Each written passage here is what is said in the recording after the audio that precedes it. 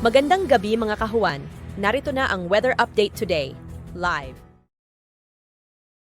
Patuloy pa rin umiiral ang southwest monsoon o habagat sa buong bahagi ng Luzon, western section ng Visayas at Mindanao. Ngayong gabi, ito yung magdadala ng mga kalat-kalat na mga pag-ulan, mga pagkidlat at pagkulog lalo na dito sa bahagi ng Ilocos Region, Zambales, Bataan, pati na rin po sa may bahagi ng Zamboanga Peninsula at sa Bangsamoro.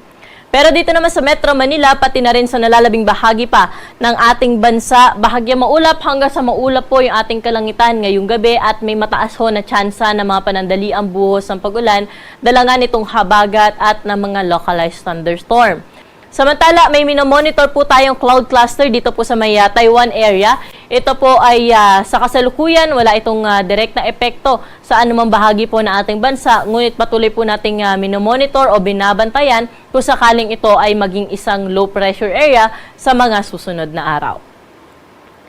Para sa magiging lagay na ating panahon bukas, habagat pa rin yung patuloy na magdadala ng maulap na kalangitan at may kalat-kalat na mga pag-ulan, mga pagkidlat at pagkulog sa bahagi ng Ilocos Region, Zambales at Bataan.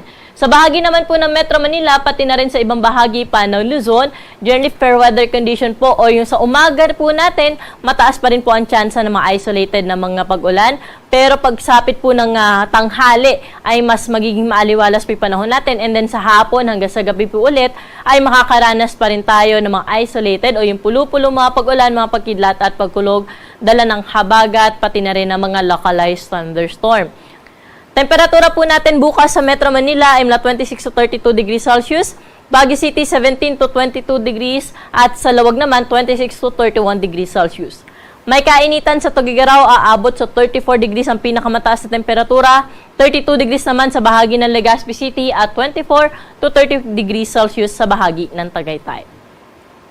Sa may Puerto Princesa at Kalayaan Islands, maglalaro sa 25 to 32 degrees Celsius ang agwat ng temperatura. Sa mga kababayan naman natin sa Visayas at Mindanao, magpapatuloy yung kanilang naranasan na maaliwalas na panahon. Ngunit maging handa pa rin sa posibilidad ng mga pag-ulan sa hapon at sa gabi. Ito ay dulot ng mga localized thunderstorm.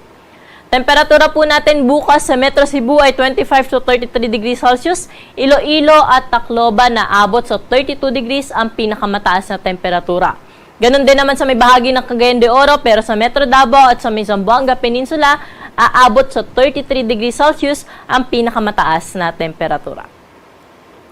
Sa mga kababayan po natin na maglalayag, magandang balita dahil wala tayong nakataas sa gale warning sa anumang baybayin na ating karagatan at magiging banayad hanggang sa katamtaman lamang ang mga pag-alon.